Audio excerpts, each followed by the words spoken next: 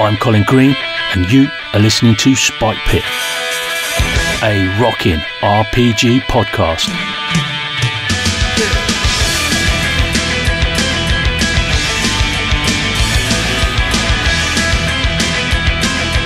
Strap in and enjoy the ride.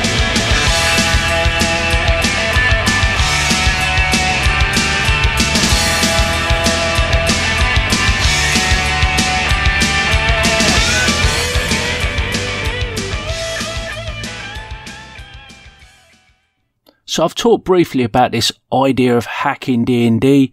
I'm interested in a fusion of new and old. Old because I'm old and I play old and I can't do anything about that. And new because I like some of the new ideas, especially the engine of 5th edition. This current edition has got a great explanation of using ability rolls in the book. But time and time again, I see confusion and a myth about all you do is make these rolls. Oh, you walk into a room, roll perception. And this comes about because people play like that. I've seen it on actual plays. But I don't believe that that was the intention of the designers when they wrote the book. I don't think it's really the spirit of D&D. I've done some readings recently, and to me, the old and the new game is a lot closer than perhaps warring factions in the edition wars would have us believe. So it's my mission to explore this and come up with a game that perhaps closes the loop.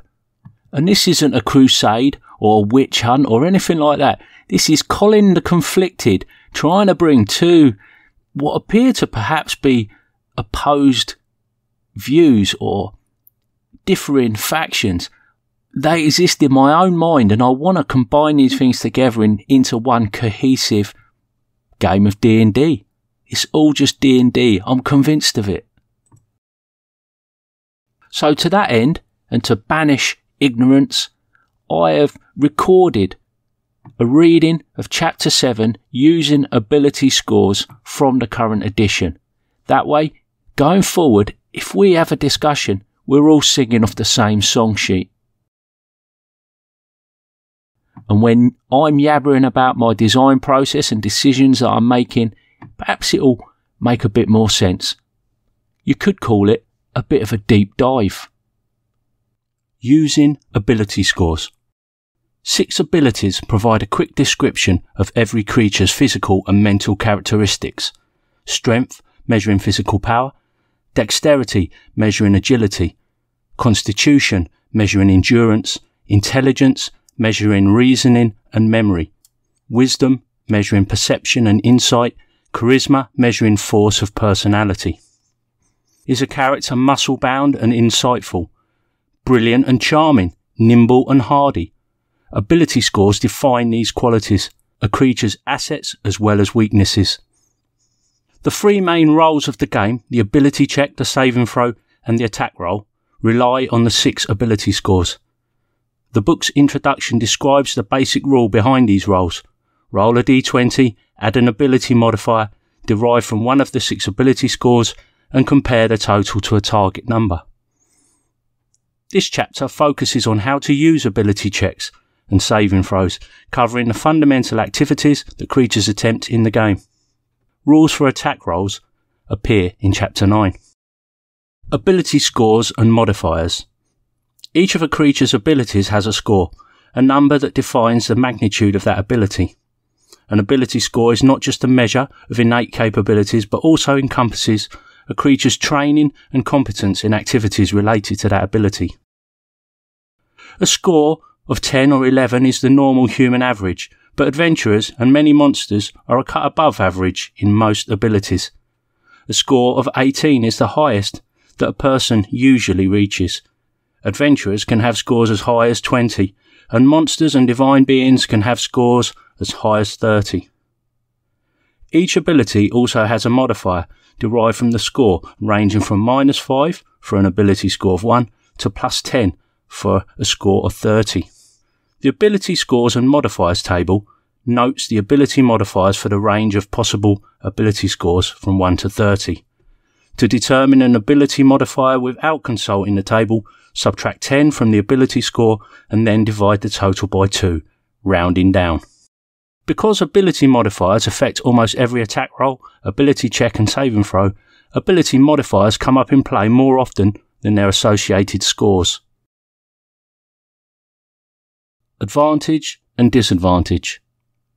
Sometimes a special ability or spell tells you that you have advantage or disadvantage on an ability check, a saving throw, or an attack roll.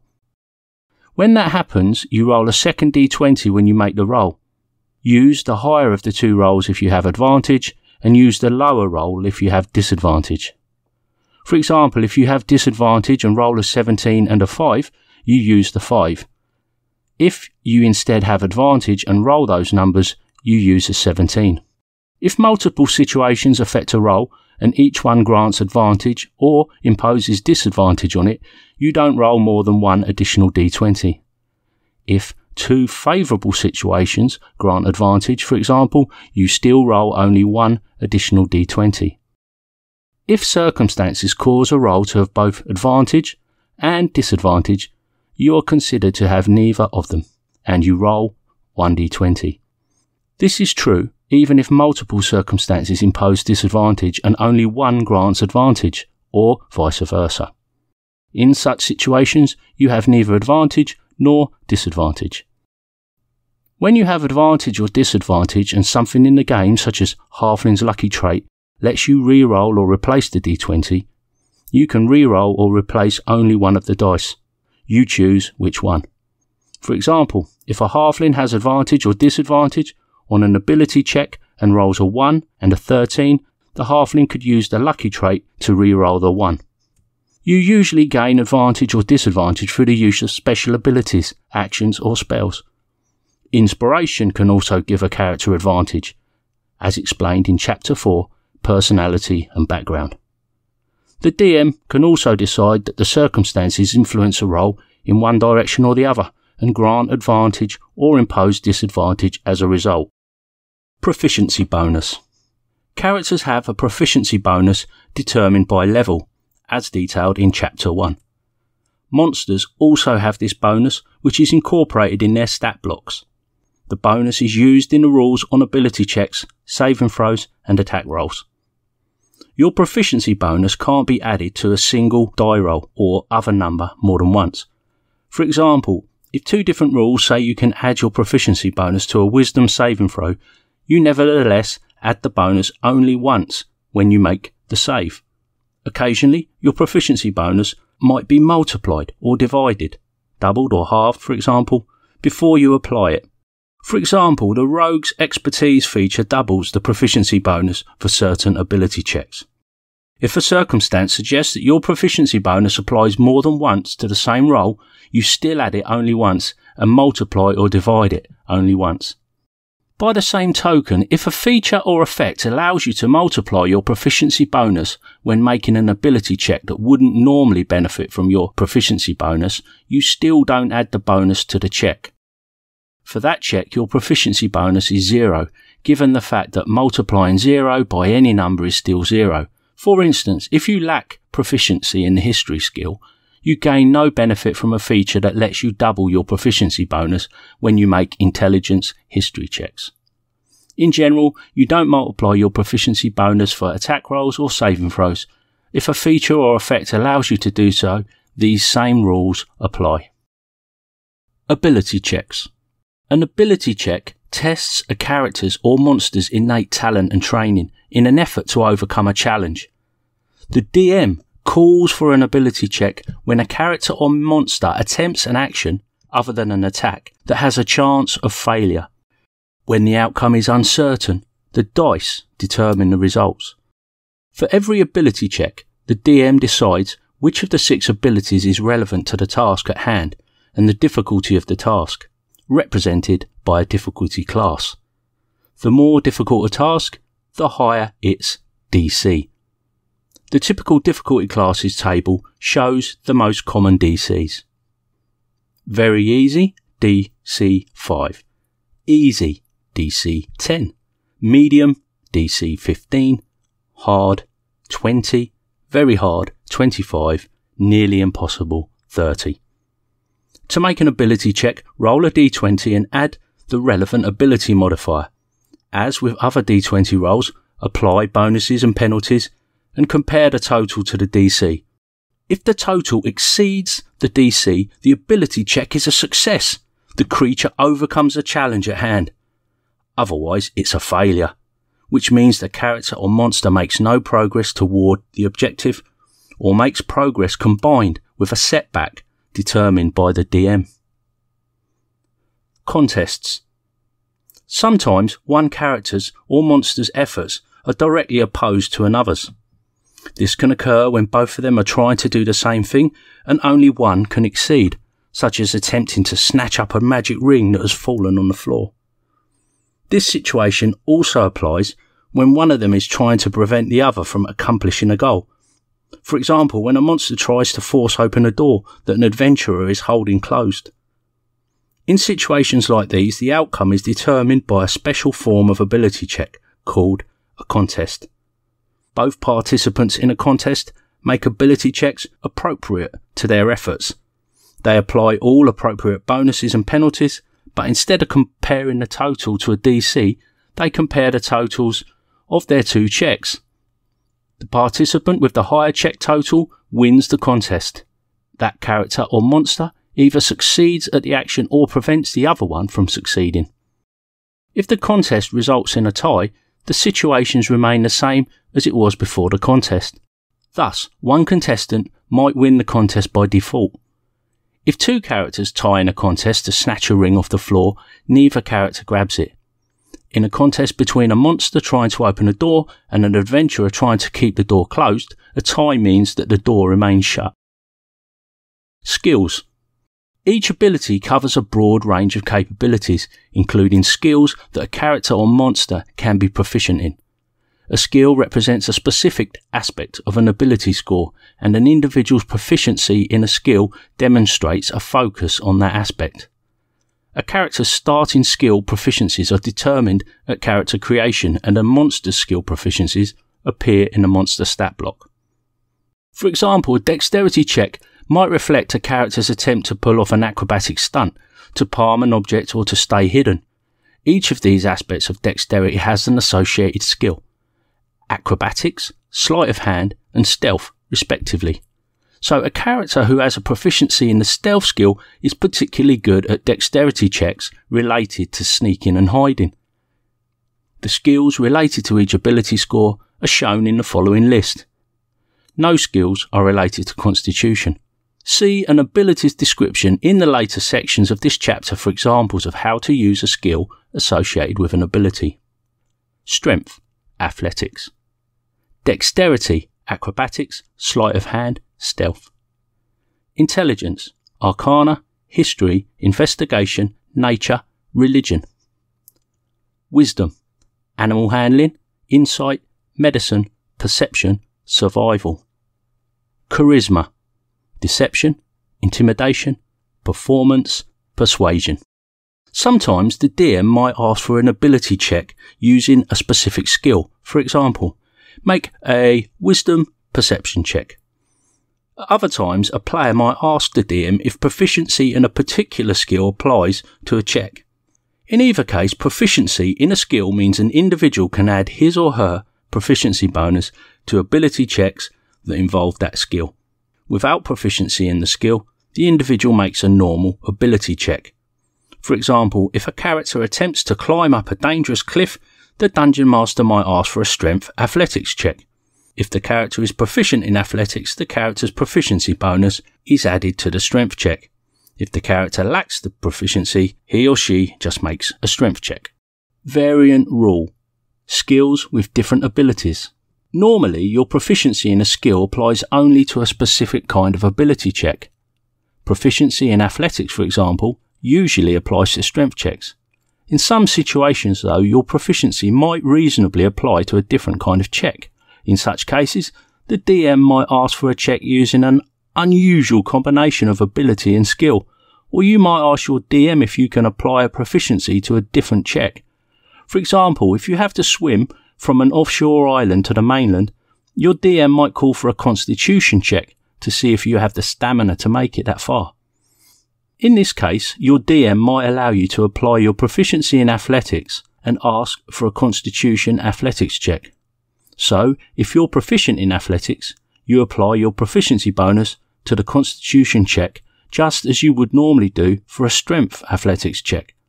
Similarly, when your dwarf fighter uses a display of raw strength to intimidate an enemy, your DM might ask for a strength intimidation check, even though intimidation is normally associated with charisma. Passive checks. Passive check is a special kind of ability check that doesn't involve any die rolls. Such a check can represent the average result for a task done repeatedly, such as searching for secret doors over and over again, or can be used when the DM wants to secretly determine whether the characters succeed at something without rolling dice, such as noticing a hidden monster. Here's how to determine a character's total for a passive check. 10 plus all modifiers that normally apply to the check. If the character has advantage on the check, add 5. For disadvantage, subtract 5. If a first level character has a wisdom of 15 and a proficiency in perception, he or she has a passive wisdom perception score of 14. The rules on hiding in the dexterity section below rely on passive checks, as do the exploration rules in Chapter 8. Working together. Sometimes 2 or more characters team up to attempt a task. The character who is leading the effort, or the one with the highest ability modifier, can make an ability check with advantage, reflecting the help provided by the other characters. In combat, this requires the help action, see Chapter 9. A character can only provide help if the task is one that he or she could attempt alone. For example, trying to open a lock requires proficiency with thieves' tools, so a character who lacks that proficiency can't help another character in that task. Moreover, a character can help only when 2 or more individuals working together would actually be productive. Some tasks, such as threading a needle, are no easier with help. Group checks. When a number of individuals are trying to accomplish something as a group, the DM might ask for a group ability check. In such a situation, the characters who are skilled at a particular task help cover those who aren't. To make a group ability check, everyone in the group makes the ability check. If at least half of the group succeeds, the whole group succeeds. Otherwise, the group fails. Group checks don't come up very often, and they're most useful when all the characters succeed or fail as a group.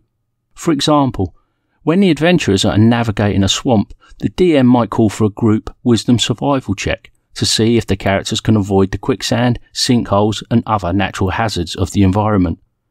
If at least half the group succeeds, the successful characters are able to guide their companions out of danger.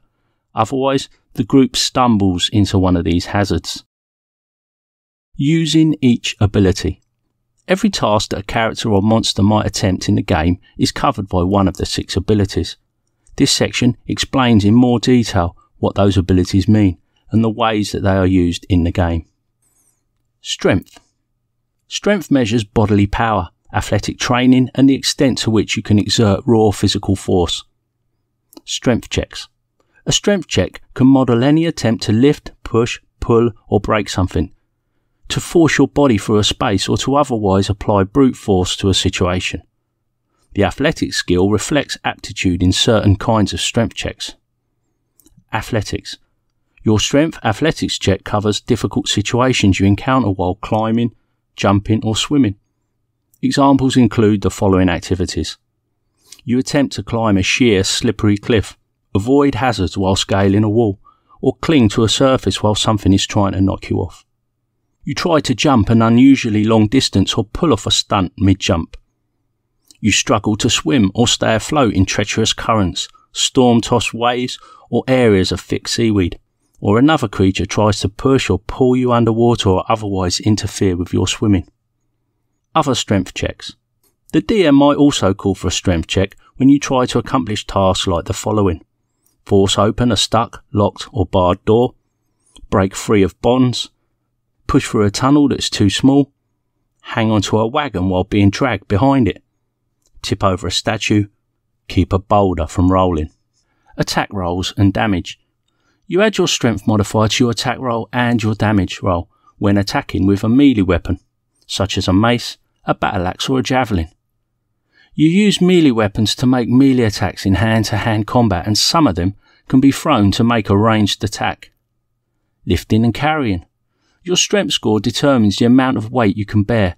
The following terms define what you can lift or carry. Carrying capacity. Your carrying capacity is your strength score multiplied by 15. This is the weight in pounds that you can carry, which is high enough that most characters don't usually have to worry about it. Push, drag or lift. You can push, drag or lift a weight in pounds up to twice your carrying capacity, or 30 times your strength score. While pushing or dragging weight in excess of your carrying capacity, your speed drops to 5 feet. Size and strength. Larger creatures can bear more weight, whereas tiny creatures can carry less. For each size category above medium, double the creature's carrying capacity and the amount it can push, drag or lift. For a tiny creature, halve these weights. Variant rule, encumbrance. The rules for lifting and carrying are intentionally simple. Here is a variant if you are looking for more detailed rules for determining how a character is hindered by the weight of equipment. When you use this variant, ignore the strength column of the armour table in Chapter 5. If you carry weight in excess of 5 times your strength score, you are encumbered, which means your speed drops by 10 feet. If you carry weight in excess of 10 times your strength score, up to your maximum carrying capacity, you are instead heavily encumbered, which means your speed drops by 20 feet and you have disadvantage on ability checks, attack rolls and saving throws that use strength, dexterity or constitution. Dexterity. Dexterity measures agility, reflexes and balance. Dexterity checks. A dexterity check can model any attempt to move nimbly, quickly or quietly, or to keep from falling on a tricky footing. The acrobatics, sleight of hand and stealth skills reflect aptitude in certain kinds of dexterity checks. Acrobatics. Your dexterity acrobatics check covers your attempt to stay on your feet in a tricky situation, such as when you're trying to run across a sheet of ice, balance on a tightrope, or stay upright on a rocking ship's deck. The DM might also call for a dexterity acrobatics check to see if you can perform acrobatic stunts, including dives, rolls, somersaults and flips. Sleight of hand.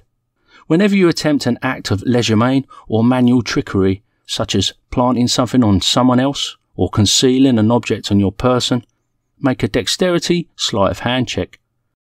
The DM might also call for a dexterity sleight of hand check to determine whether you can lift a coin purse off another person or slip something out of another person's pocket. Stealth. Make a dexterity stealth check when you attempt to conceal yourself from enemies, slink past guards, slip away without being noticed, or sneak up on someone without being seen or heard. Other dexterity checks.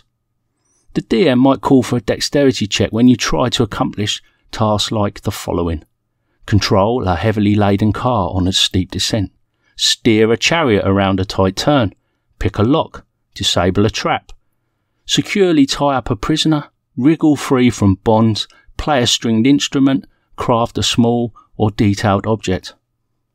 Attack rolls and damage.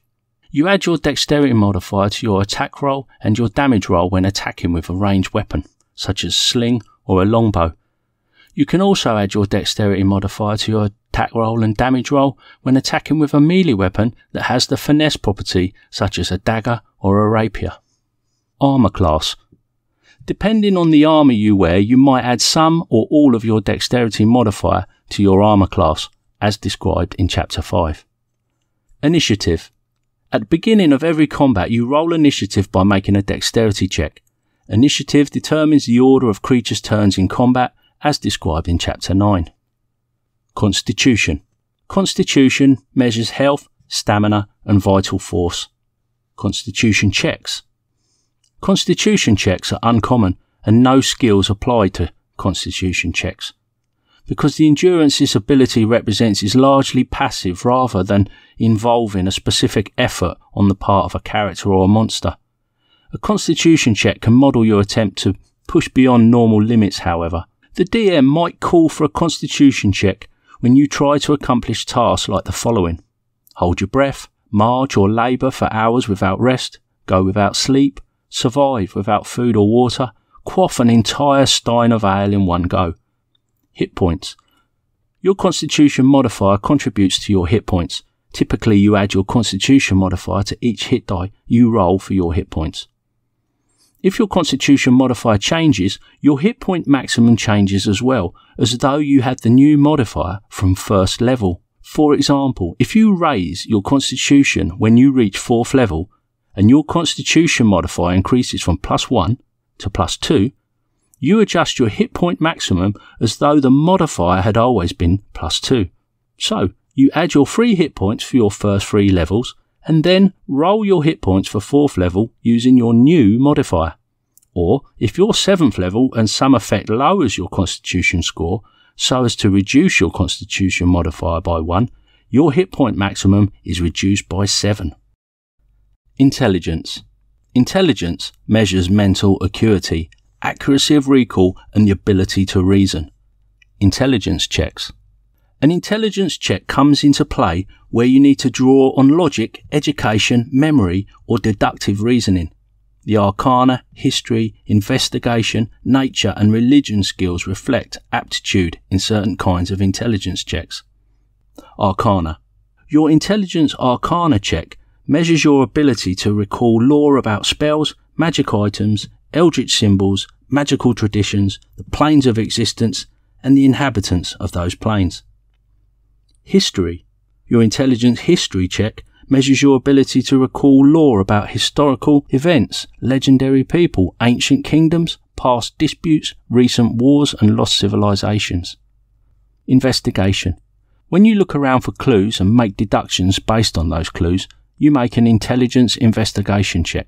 You might deduce the location of a hidden object, discern from the appearance of a wound what kind of weapon dealt it, or determine the weakest point in a tunnel that could cause it to collapse. Poring through ancient scrolls in search of a hidden fragment of knowledge might also call for an intelligence investigation check. Nature. Your intelligence nature check measures your ability to recall lore about terrain, plants and animals, the weather and natural cycles. Religion. Your intelligence religion check measures your ability to recall lore about deities, rites and prayers, religious hierarchies, holy symbols and the practices of secret cults. Other intelligence checks. The DM might call for an intelligence check when you try to accomplish tasks like the following. Communicate with a creature without using words. Estimate the value of a precious item. Pull together a disguise to pass as a city guard. Forge a document. Recall lore about a craft or trade. Win a game of skill. Spellcasting ability. Wizards use intelligence as their spellcasting ability, which helps determine the save and throw DCs of spells they cast. Wisdom. Wisdom reflects how attuned you are to the world around you and represents perceptiveness and intuition. Wisdom checks. A wisdom check might reflect an effort to read body language, understand someone's feelings, notice things about the environment, or care for an injured person. The animal handling, insight, medicine, perception, and survival skills reflect aptitude in certain kinds of wisdom checks.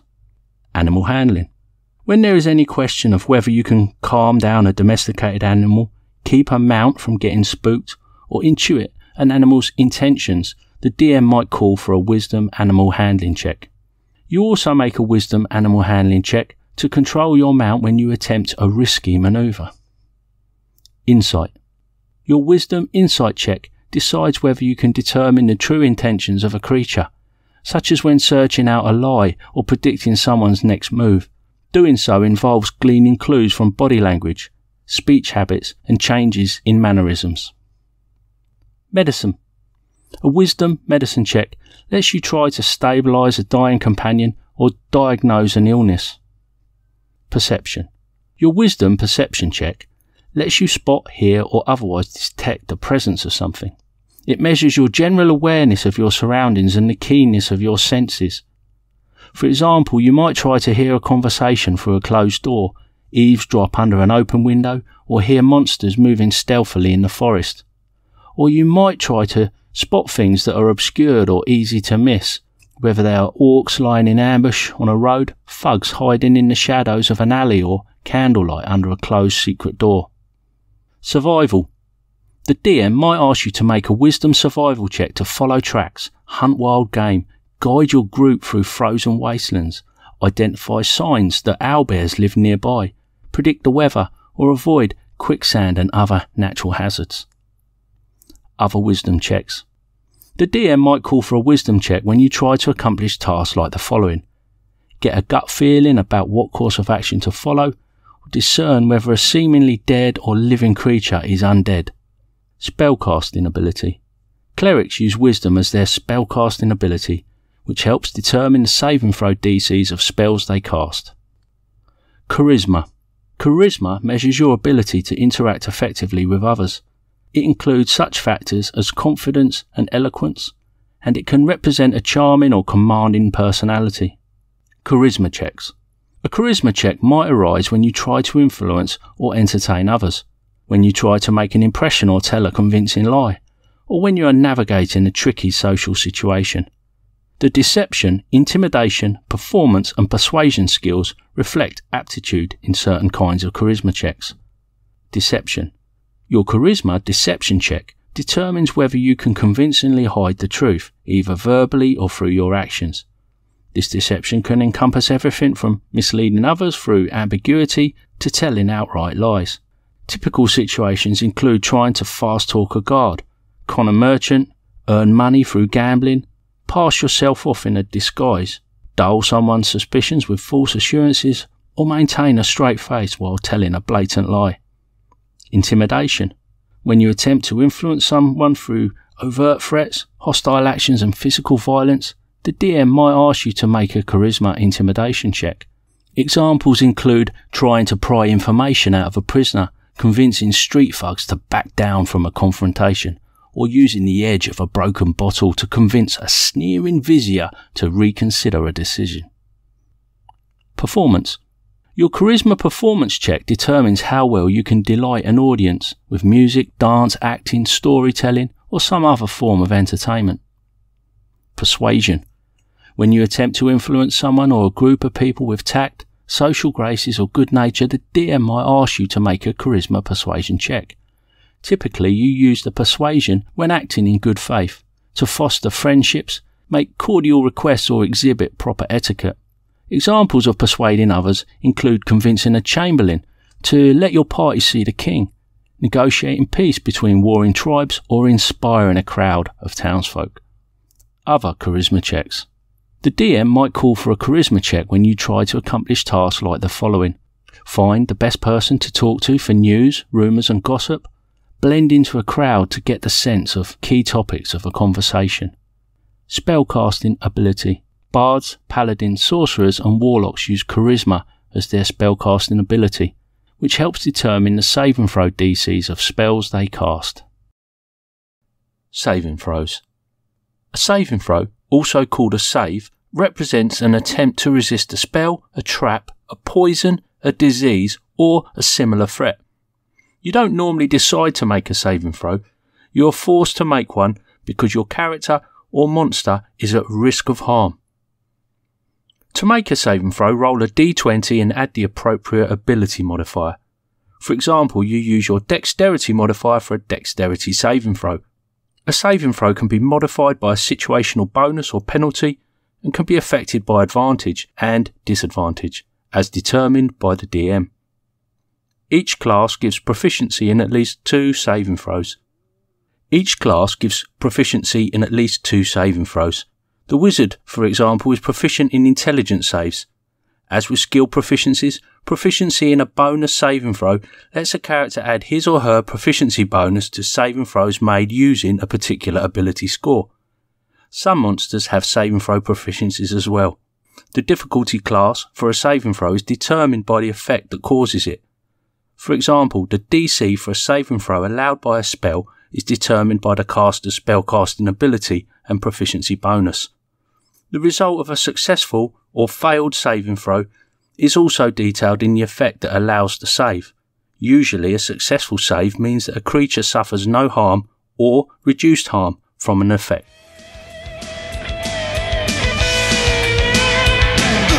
And that, as they say, is a wrap. Big thanks goes out to you, the listener, for taking a bit of time out of your day to listen to old Spike Pit. Take care, and I'll catch you later.